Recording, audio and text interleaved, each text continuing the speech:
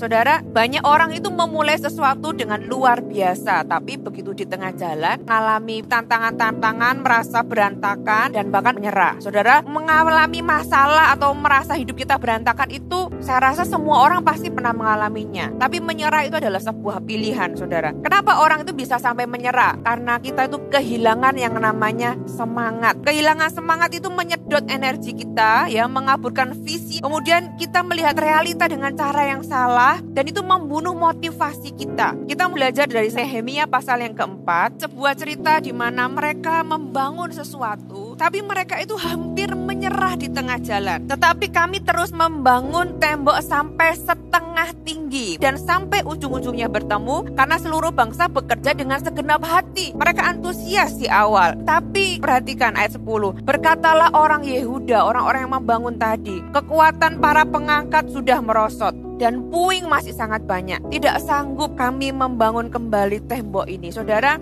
ada 4 hal yang dijelaskan di sini yang membuat orang itu kehilangan semangat. Anda bisa cek apakah Anda mengalami salah satu atau lebih dari hal-hal yang akan saya sebutkan. Yang pertama itu kelelahan. Ayat yang ke-10 dikatakan kekuatan para pengangkat sudah merosot. Kehabisan energi, baik secara fisik maupun secara emosi. Saudara, kalau Anda kelelahan, Anda kurang tidur, apa jadinya kita? Kita bisa jadi gampang marah, kita jadi gampang ragu-ragu, gampang jatuh ke dalam dosa dan sebagainya. Saudara, tahukah betapa berbedanya dunia kalau kita ini punya tidur yang nyenyak? Bangun tidur itu rasanya fresh. Dan apa yang akan terjadi hari itu Anda siap. Tapi kalau Anda nggak bisa tidur, apalagi sehari sebelumnya Anda itu capek, hari esoknya itu akan jadi hari yang berbeda. Ngadepi masalah sedikit akan bisa meledak, karena masalah sedikit bisa langsung patah semangat. Saudara, kelelahan itu bukanlah sesuatu yang Anda bisa sepelekan loh. Karena kelelahan itu bisa membuat kita menyerah. Yang kedua, frustasi. Nehemia pasal 4 ayat 10. Puing masih sangat banyak. Anda merasa it's just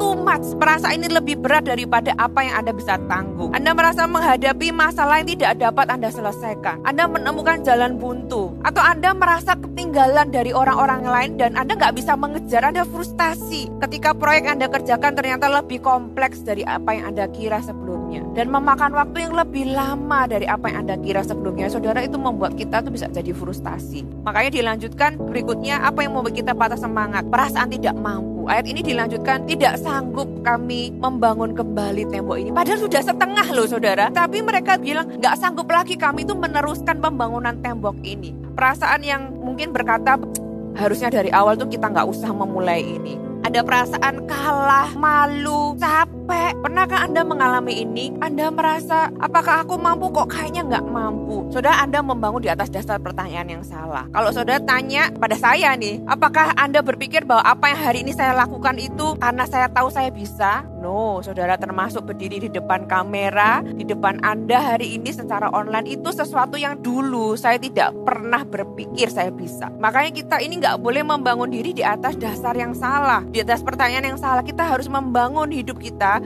bukan dari apa yang kita bisa lakukan, tetapi apa yang Tuhan bisa lakukan dan apa yang Tuhan mau kita lakukan. Kalau kita melihat diri kita pasti akan ngomong, aduh kayaknya gak mampu, aku ini gagal dan sebagainya. Yang berikutnya apa? Ketakutan, intimidasi. Jadi orang-orang Yehuda itu ada yang tinggal dekat dengan musuh dan mereka itu mendengar apa yang musuh itu bicarakan tentang mereka. Dan mereka menyampaikan. Intimidasi itu akan selalu mematahkan semangat kita. Dan mereka yang hidup dengan musuh itu seringkali mereka lah yang menjadi sumber ketakutan karena mereka menyampaikan berita-berita yang bukan menguatkan tapi mengintimidasi kita. Nah, dari 4 hal ini, apakah Anda menemukan diri Anda mengalami satu atau lebih penyebab yang membuat kita ini bisa kehilangan semangat dan menyerah di tengah jalan? Tapi firman Allah memberikan kita sebuah jawaban. Bagaimana kita dapat menang atas hal-hal tersebut? Apa yang kita harus lakukan? Yang pertama, kalau saudara mengalami yang namanya kelelahan, saudara mungkin ini adalah waktunya Anda beristirahat. Istirahatkan tubuh Anda, istirahatkan pikiran Anda. Istirahat secara reguler itu cukup penting. Bahkan Tuhan itu memasukkan ke dalam 10 perintah Allah loh saudara. Sejajar dengan perintah jangan membunuh, jangan berzina, itu sejajar ada kalimat kuduskanlah hari Sabat. Jadi Tuhan mau kita punya yang namanya Sabat, istirahat. Sepenting itu loh perintah untuk beristirahat saudara. Elia adalah contoh yang cukup relevan dengan kasus-kasus untuk burnout, kewalahan, kelelahan secara fisik dan emosi. Apa yang Tuhan lakukan? Kasih dia makan, biarkan dia tidur. Kasih makan lagi, biarkan dia tidur lagi. Kasih makan lagi, biarkan dia tidur lagi. Sampai 3 kali. Itu bisa jadi contoh yang Anda bisa lakukan ketika Anda mengalami kelelahan. Yang kedua, mengatur kembali hidup Anda. Saudara, kehilangan semangat belum tentu Anda itu karena melakukan hal yang salah. Saudara, Anda bisa kehilangan semangat karena melakukan hal yang tepat dengan cara yang salah. Saudara, jangan menyerah dengan visi Anda. Entah itu dalam bisnis Anda, karir Anda, pernikahan Anda. Atur ulang segala sesuatu. Kalau perlu ganti strategi, tapi jangan berhenti. Kalau Anda terjebak dalam hutang yang besar, atur ulang pengeluaran Anda, atur ulang pemasukan Anda. Kalau Anda punya sakit tertentu, atur ulang lagi pola makan Anda. Anda punya kesempatan untuk mengganti strategi. Kalau Anda stres, coba atur ulang penggunaan waktu Anda. Anda mungkin perlu mengurangi atau menghilangkan beberapa hal atau kebiasaan dalam kehidupan Anda. Tapi Anda jangan menyerah. Anda mungkin kehilangan semangat karena selama ini mungkin Anda mencoba semuanya itu sendirian. Anda perlu orang-orang yang support Anda. Kita ini lebih lemah dari yang kita kira ketika kita ini sendirian. Komunitas adalah hal yang kita ini butuhkan di dalam kehidupan kita. Kita nggak bisa remehkan kekuatan dari komunitas. Dan ini mungkin salah satu yang Anda perlu atur ulang. Kalau Anda melihat bahwa orang-orang sekeliling Anda nggak membangun, atur ulang siapa yang ada dalam kehidupan Anda. Kalau Anda nggak punya komunitas, ini waktunya Anda cari komunitas. Berikutnya, apa yang kita bisa lakukan supaya kita bisa menang? Yang ketiga, ingat kuasa Tuhan. Nehemia 4 ayat 14a, janganlah kamu takut kepada mereka. Ingatlah kepada Tuhan yang maha besar dan dahsyat. Garis bawahi kata ingatlah, saudara. Pikiran kita ini harus kita atur. Siapa yang kita ingat, siapa yang kita pikirkan. Kalau pikiran kita membuat kita kehilangan semangat, gantilah dengan mengingat kebesaran Tuhan. Saudara, ingat kebaikan Tuhan, ingat kesetiaan Tuhan. Anda juga bisa ingat janji-janji Tuhan. Yang terakhir,